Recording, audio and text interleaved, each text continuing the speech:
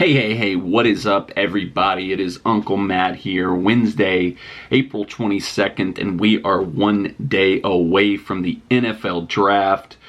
Super intriguing time for people here in Nashville, with the Tennessee Titans having the 11th pick in the draft, one of the highest picks they've had in recent years. Also, the first draft under new general manager Ran Carthon, so there's a lot of intrigue there. Obviously, the team is in a point of transition, too, so there's all kinds of possibilities of what they could do with the pick. So, one of the more intriguing drafts for the Titans in recent memory. So, we will see how it goes starting tomorrow with the first round on Thursday, April 27th. Also, I'm going to chat just a little bit about the new stadium deal, share some thoughts on that. Don't want to dwell on it too much just because it's such a polarizing issue. I just don't want to dwell on it too much, but I'm going to share my thoughts and we're going to have a good time here. Join me for today's video. Alright, so with the stadium deal, I can see both sides of the issue. I know that $1.2 billion public investment is a huge number. Obviously, it's the biggest in professional sports from a public funding standpoint, and I think that's, obviously the biggest issue there. I would love to see the team or the league to have taken up more of the financing the stadium, but I also can see on the same side why the city, why the team felt a new stadium was the best route to go. I know there's been a lot of opponents of the new stadium who said that, Nissan Stadium's still relatively new enough that you could just renovate it, but it was built at a point in time, it was kind of on the last wave of where stadiums were just literally a place you'd go to watch a sporting event. There wasn't need for all the extra bells and whistles that we see in modern stadiums now, because things have changed now with like the advent of, Red Zone, 4K HDTV, basically every game being available not only on television but streaming. Stadiums need to have a little bit more to them to entice people to come out to go to them. I mean, you look at what the Braves did with the Battery in Atlanta. They went from only having like 10,000 people a game just like 5 or 6 years ago to now they're selling out pretty regularly down there in Atlanta. Being successful obviously helps there, but making the venue something that people want to go to is key for professional sporting venues these days. And this Titan Stadium was built right at the tail end. When you were building a new stadium, you basically just put up a bunch of brick blocks, a couple plastic seats, and went, this is where you're going to watch your football game. So we kind of got a little bit dinged there, coming in at the wrong time and everything like that. But my best analogy would be, if you got an older car and it's starting to break down, in the short term, it's probably cheaper to pay for the repairs, pay for the maintenance to keep the car running. But long term, it might be a better option to spend a little bit more to just get a new car, get it out of the way. You're going to have to eventually do it anyway. So go for that. And the other problem with renovating Nissan Stadium is the big reason to do this, to build the new stadium, is to bring in these big time tourist revenue driving events such as the Super Bowl, WrestleMania, Final Fours, college football national championship games. Bring those into the city, and the revenue that they would generate, which you're not going to do if you just renovate Nissan Stadium. So, there's been some debate about if the number's accurate about what they estimated the cost to renovate Nissan Stadium to be. They said it would almost be over $1 billion. So if you spend the $1 billion to renovate Nissan Stadium and then you don't get those extra events in that are going to offset some of the cost, you've kind of spent a lot of money for nothing, which is kind of ties into the used car versus getting a new car analogy that I probably clumsily just went through. But I understand why people are opposed to it. That huge public spending number is just ridiculous, to be quite frank. I certainly wish the team would take on more of the spending on that, but it is what it is. I think in the long run, we'll be fine with the stadium. So I'm a fan of the team. I'm a fan of getting to go sit in a cool new venue to watch games in the few years down the road. 2027, I believe, is the current target date for getting it open. We'll see if that comes to fruition or not, but it's happened. It's been officially approved now by the city council. It was the final kind of hurdle that needed to happen. So we are just a few years away from a brand new stadium here in Nashville, Tennessee. All right, so let's move off the less than fun talk about billions of dollars being spent by the city and the state to build the stadium. Let's talk about what could be fun, could be really intriguing, could be really interesting for Titans fans, and that's the NFL draft itself. It's been crazy. Just not only the Titans, but this draft itself seems like there's like a million different ways that things could go. intrigue left and right about who, outside of the first overall pick, it seems it's been pretty locked in, particularly ever since the Panthers traded for the first overall pick, that it was going to be Bryce Young. But even there was some weird odd shifts on the Vegas odds for who would go first overall, with Will Levis skyrocketing up. He's, still not the favorite. Bryce Young is still heavily favored in the Vegas odds to be the first overall draft pick, but Will Levis went from something crazy like plus 2,000 to be the first overall pick up to like plus 450 or like even maybe like plus 300. I don't know. I haven't checked it recently, but the odds shift there was crazy. His odds also shifted really highly in terms of potentially being the second overall pick. Very weird scenario, very weird situation with all that. I still think Bryce Young is probably going first overall to the Panthers. That could have been, the odd shifts could have been with some rumblings, maybe behind the scenes. Maybe there's teams that are potentially trying to move up to 1 or 2 with the idea that they want to get Will Levis. The Colts in particular have been heavily linked to him, but they're like 4 or 5. I don't know why they would need to move up to 1 or 2 to get him. I don't think, unless they feel like somebody else behind them is going to try to move in front of them and they want to move up as high as they possibly can to make sure nobody can jump them. That was weird in the last couple of days, so that's going to be really interesting to see. A lot of speculation after it being pretty much felt a guarantee that the Texans would take a quarterback at 2, that they might take a defensive player. Their new head coach, DeMeco Ryans, defensive guy. He could be wanting to build the defense up first and just kind of roll with Davis Mills, who's not great, but not terrible. That could also be a smokescreen just to kind of throw people off behind them. Basically, it seems like every team in the draft wants to trade back. Like, I think there's like a lot of players that teams like, but not a lot of players that teams are in love with. So everybody is looking at the draft saying, would I be happy to get this guy at our current pick? Yeah, but if I move back and pick up 3 extra picks and get another guy that I like, would I be just as happy? Yeah, so you hear like the Cardinals at 3, they want to move back. Been rumblings that the Texans moved back. The Bears moved back very quickly off the first overall draft pick, trading that to the Panthers, and there's rumblings they want to move back even more. The Titans even, there's talk, 11 is kind of that sweet spot where maybe somebody would move up. If one of the quarterbacks is still there on the board, maybe the Titans take advantage of that if they don't feel like they want to draft one of the quarterbacks. They got a lot of holes and could certainly use more draft picks. But there's also been talk that the Titans could even be one of the teams that may move up to 3 to get one of the quarterbacks. It's the craziest draft I can remember. Like they always say, there's lying season where teams are leaking information that's not necessarily true to try to throw people off the scent of what they're really doing in the draft. And there's either a lot more of that this season or there's just a lot more uncertainty and teams not sure what they're going to do. Like legit anything feels like it can happen in this draft. And it's exciting for that reason. When I look at the Titans and I kind of break down what I would like to see happen with the Titans, I think there's 3 main areas, particularly if they stay at 11, where there's going to be players that can help the team that would possibly, potentially, likely be available to them, and that's quarterback, wide receiver, and offensive line.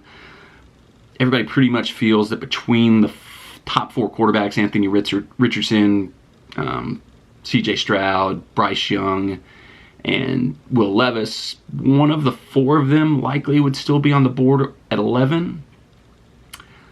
I'm not so sold on that. Like, I think I've heard it said a million times, if you believe in your guy, get him. But if you don't reach for it at the quarterback position.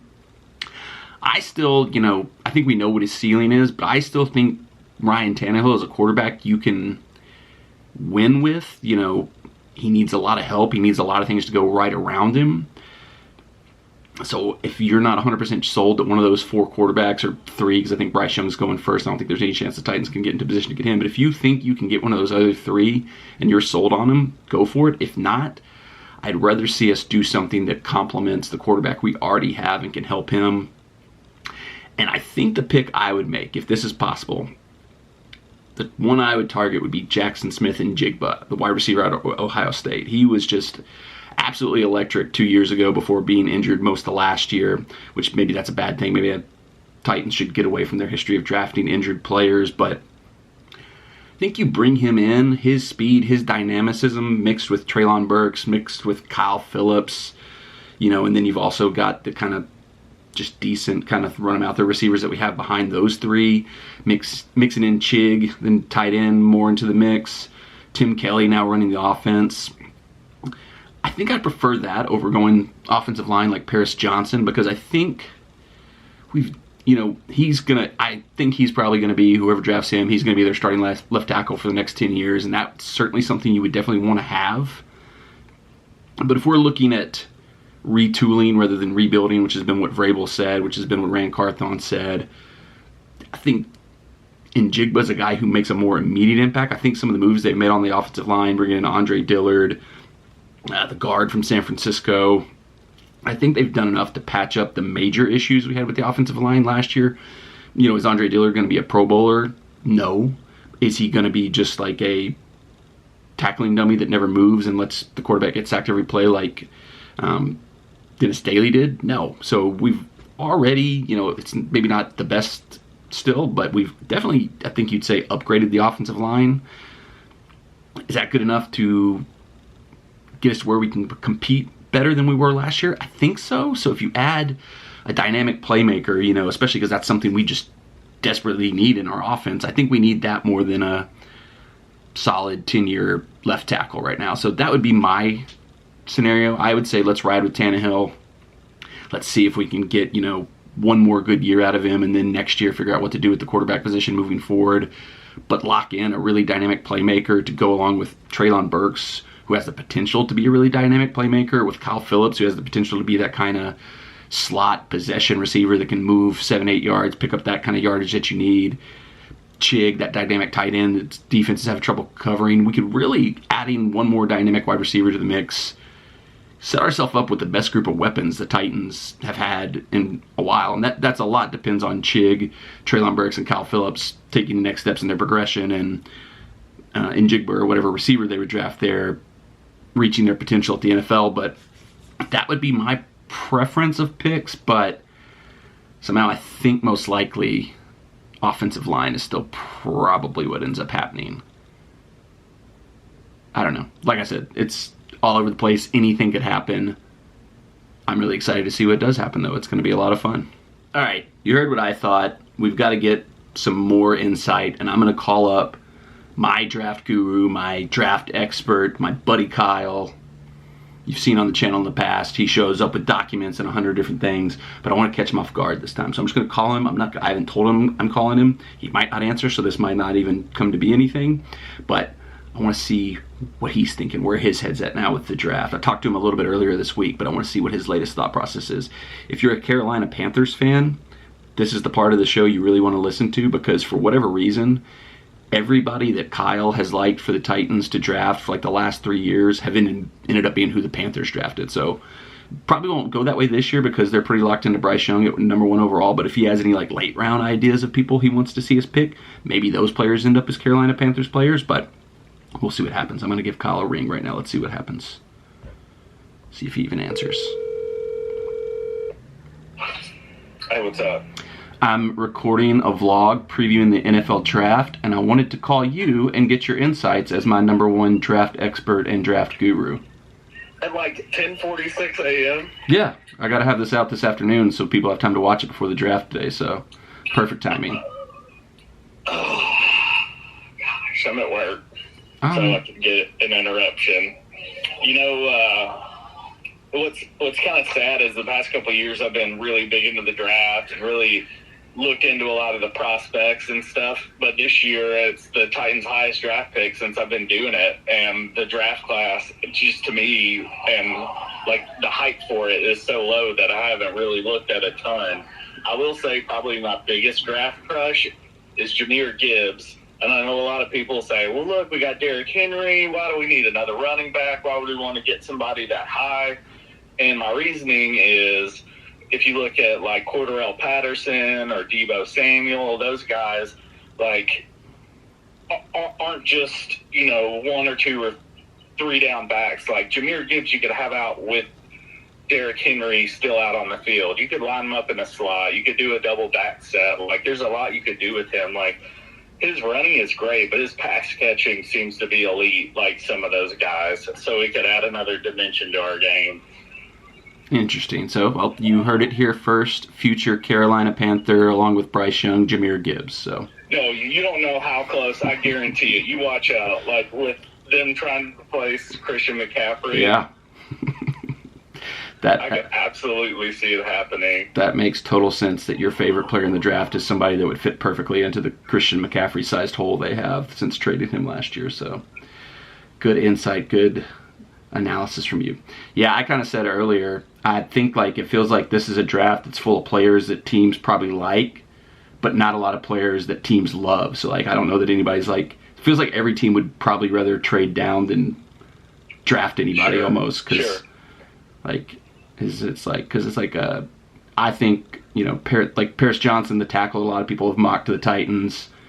They're probably like, do we really want to use the 11th pick on him? There's like 3 other tackles we could move back to like 18 and get. They could be serviceable. Is he that much better than the next tier?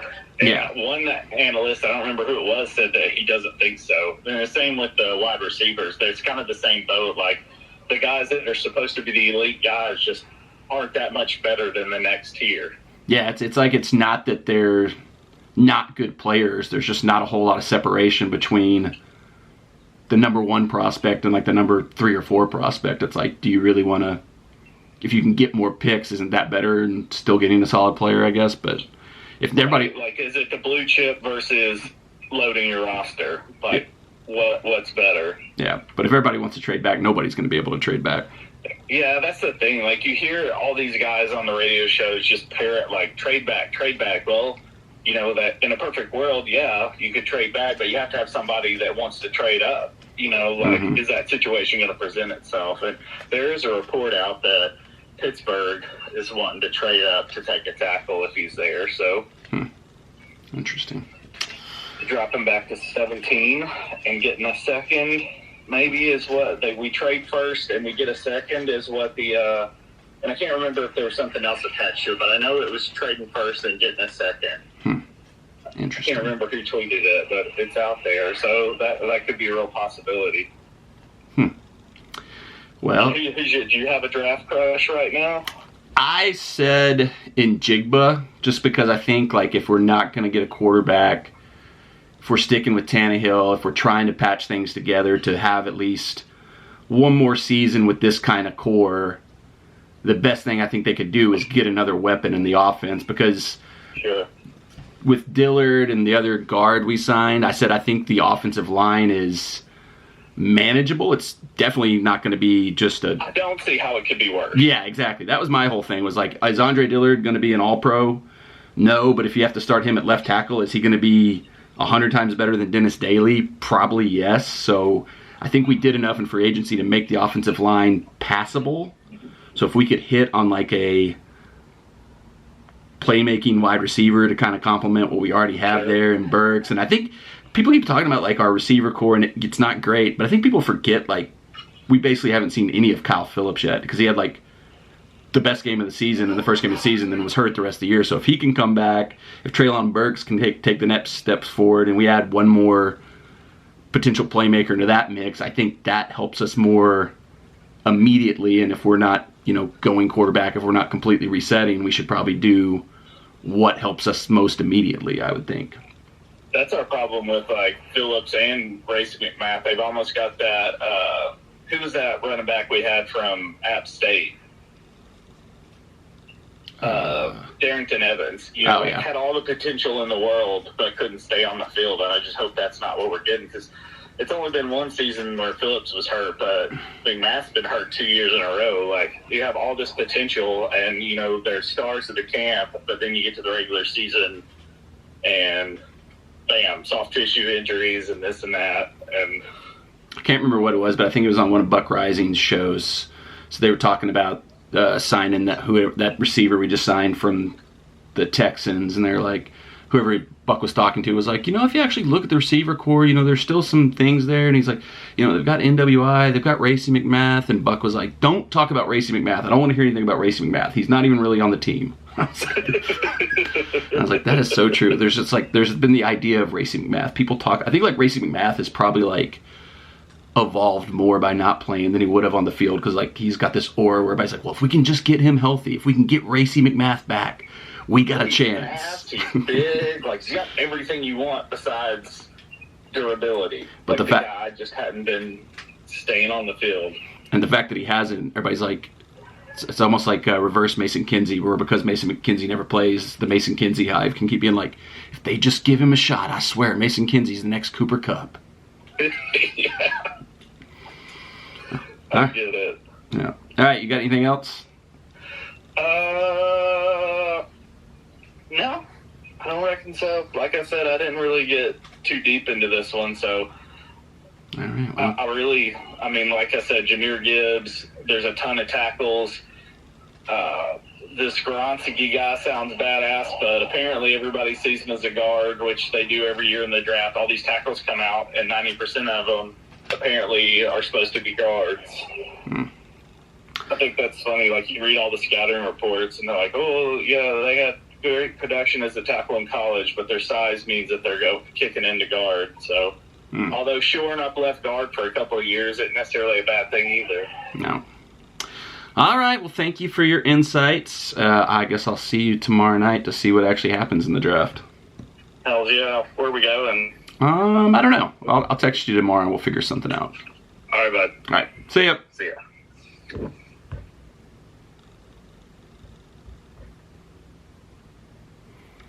There you have it. Deep insight from my buddy Kyle. All right, final thing we're going to do today, I am going to run a first round draft simulation just to see what might happen. I, have no idea what actually is going to happen in this draft, so I'm just doing this mostly for fun and because this is what you do. You do mock drafts. So here we go. We're starting the draft. We've got the Panthers on the clock. I don't see them trading out of this slot. I think we're pretty confident that Bryce Young is going to be the pick. So let's not waste any time. Let's blow right through it. Bryce Young has been drafted. Texans on the pick at number 2. This is where the kind of smoke screens and confusion have started to pop up. Are they going to trade back? Are they going to take a defensive player? Are they going to take Will Levis? I kind of usually count on the Texans to do something stupid. They've done a lot better this offseason, I will say that, but they've tended to screw things up in the past. So I'm going to have them kind of doing something a little bit wonky here too, and I'm going to have them take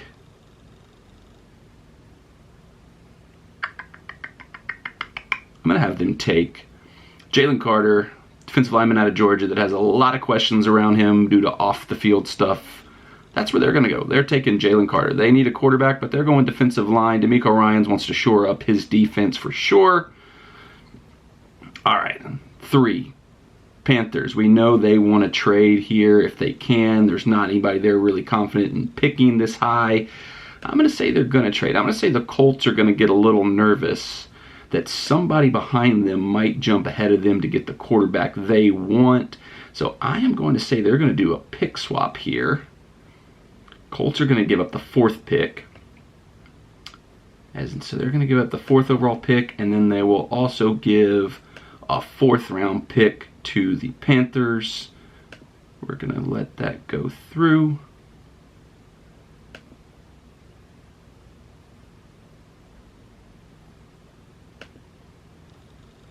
Oh, it won't let me do trades unless I subscribe to Pro Football Focus. And I'm not going to do that, so we are no longer going to trade. All right, so no trades in this draft. That'll be interesting if just nobody ever trades. All right, so couldn't find anybody to trade with. I know they need help on the offensive line. Peter Skrgonski is the highest rated player at that position, so with the restrictions on trades, let's go with the lineman. He's going to Arizona. Colts got lucky because nobody can trade, so they get to sit right where they want. They get the quarterback they want. They draft. You know what? I'm going to get really crazy here because my dream pick for the Colts, and this might be the Titans hater, or this might be the UT hater in me, is I want them to take Hendon Hooker. Because I don't think Hendon Hooker is going to be it at the NFL level. I think he's coming off a bad knee injury. He had one good college season, and it was in one of those wonky college offenses that people always seem to find a way to do really good at. So I'm not really that confident that he's going to be great So he would be my dream scenario for the Colts to draft and my nightmare scenario for the Titans to draft. So I'm going to have the Colts go crazy and pick Hendon Hooker at 4th overall. Seattle is on the clock next at 5, and there's been a lot of smoke that they could be in the mix for a quarterback because they signed Geno Smith, but it was basically only to a 1-year deal. So it's not like they fully locked into him being their long-term quarterback. We've still got 3 of the 4 highly rated quarterbacks on the board since the Colts went nuts. And I think they might go for Anthony Richardson. So I'm having the Seahawks take Anthony Richardson with the 5th overall pick. We got the Detroit Lions on the clock. They're an interesting team. They could maybe use a quarterback. You know, Jared Goff, is he really going to be the long-term guy there? But they need help elsewhere. They got more stuff they need to fill in beyond that. Will Anderson, big edge, you know, complement him with Hutchinson, I believe, who they drafted last year. That's what we're going to go with. We are going to draft Will Anderson to the Detroit Lions. 7th, we got the Raiders. They probably need a little bit of everything.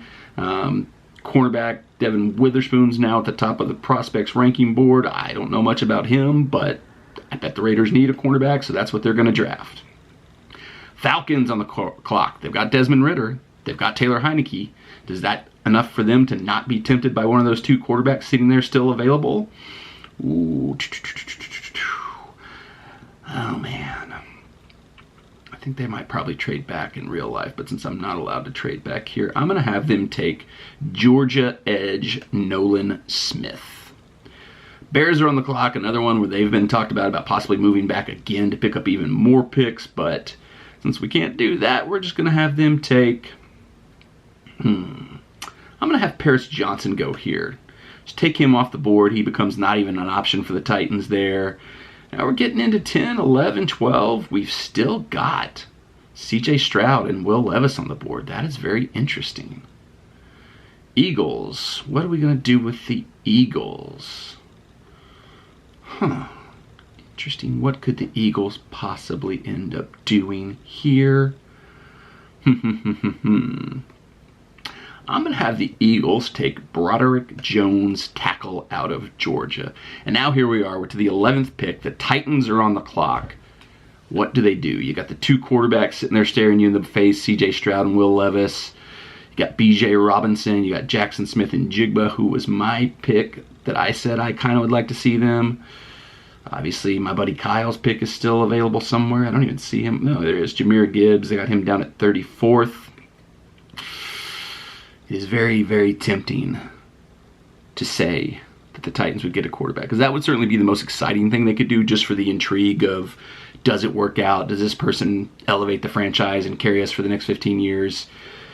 I'm a little gun-shy on quarterbacks, though, because the Titans have had 2 chances to get their franchise quarterback in the draft. 3, actually. I forgot about Marcus Mariota. Holy crap. Marcus Mariota, Jake Locker, Vince Young. 0 for 3.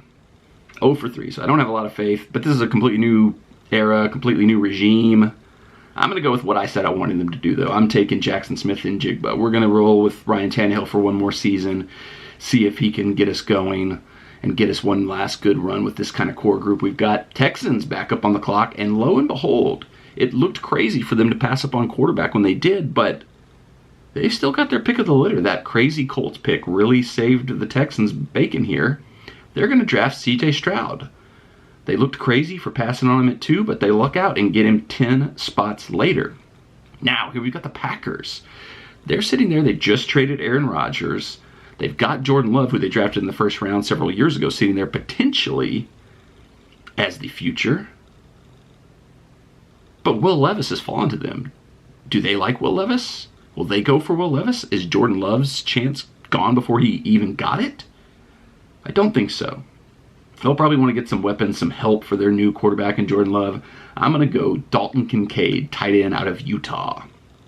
Patriots are up. This is where Will Levis still been there. It gets interesting again. Mac Jones, a lot of uncertainty about him. He almost got benched, replaced by Bailey Zappi last year. Does Bill Belichick really believe in Mac Jones? Is Bill O'Brien coming in to fix him? Probably. I don't see them doing that. I'm thinking, let's look at this. Miles Murphy, edge out of Clemson. He goes to the Patriots. Jets just got Aaron Rodgers. They've got Zach Wilson. They've got their running back situation pretty well sorted out. They could probably use a little bit of everything else. They're going to go with Christian Gonzalez, the quarterback out of Oregon. Now, here we go. Washington Commanders on the clock. They have parted ways with Carson Wentz, with Taylor Heineke. They've got Sam Howell, who they got in last year's draft, sitting there potentially as their starting quarterback. But once again, Will Levis has fallen. Do they make the move? I think so. I think this is where Will Levis goes. Will Levis to the Washington Commanders. Next up, Pittsburgh Steelers. They probably need a tackle. They probably need some help on the defense too. What looks like the best option from them? Hey, how about a semi-local guy? Let's have them draft Darnell Wright out of UT to fill their need at tackle. Lions back up again. Where do they go? What should they do? How about a tight end? Let's go Michael Mayer, the Halloween murderer tight end for Notre Dame. Tampa Bay Bucks on the clock. They need a little bit of everything. With Brady retiring, it's probably reset mode for them for the most part. Best looking player for them on the board probably would be Kajila Kancey, defensive lineman out of Pittsburgh, so that's where they're going to go. Seahawks are up now. We've got Bijan Robinson still sitting there, hasn't been drafted yet. I don't know that they necessarily need a running back. They got a pretty good production out of their Kenneth Walker last year. How about safety, Brian Branch out of Alabama? Give a little defensive help to the, what are they called? Seahawks. Why did my brain stop? Chargers up on the clock. Wide receiver, linebacker, cornerback is what's listed as their needs. But there's uncertainty that Austin Eckler is going to be on the team last year. He's requested a trade. Nothing's really come of that. I don't know that they're going to get anything for him, so he may just have to suck it up and stay on the team. They're going to go with Deonte Banks, quarterback out of Maryland. Ravens up next. They've got, Joey Porter Jr. That would be hilarious for legendary Steeler Joey Porter's son to end up being a Raven, so that's got to be the pick there.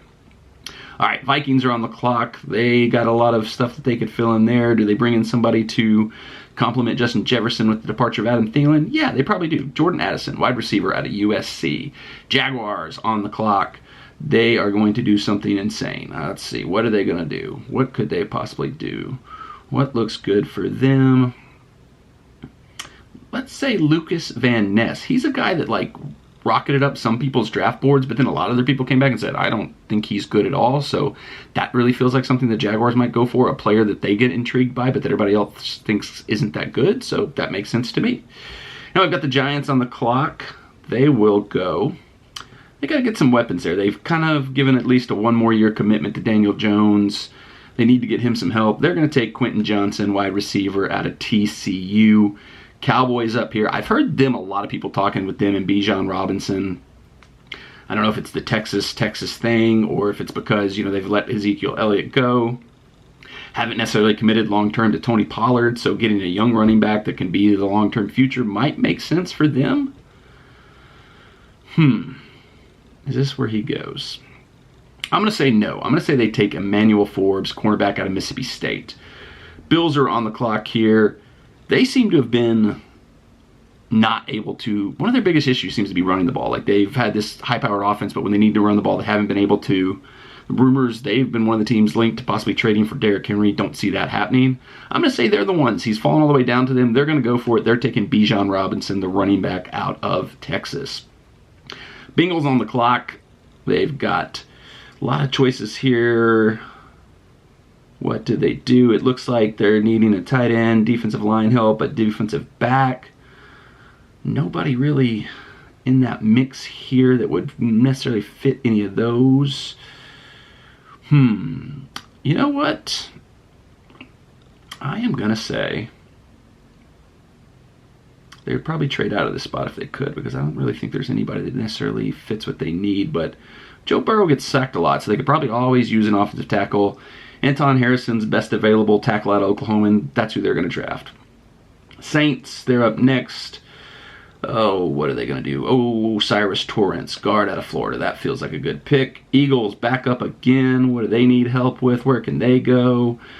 Choices here. They might need, yeah, that makes sense. Let's go Zay Flowers. Put him with Devonta Smith and A.J. Brown, and that is a deadly receiver core. Chiefs are here, defending Super Bowl champs. Got a lot of talent there still.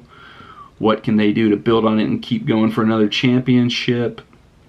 How about drafting Josh Downs, wide receiver out of North Carolina, potentially adding a young weapon for Patrick Mahomes. And that's it. That's what we're going to stop with. First round draft, we're going to stop right there. Probably not accurate in the least bit. I probably was right about Bryce Young going first overall, and that's probably about it. I do think now that I've talked to Kyle, though, I would, if I could find a way to bet it, I would bet money that Jahmyr Gibbs somehow gets drafted by the Panthers. That would be my bet for the draft. Best bet for the draft.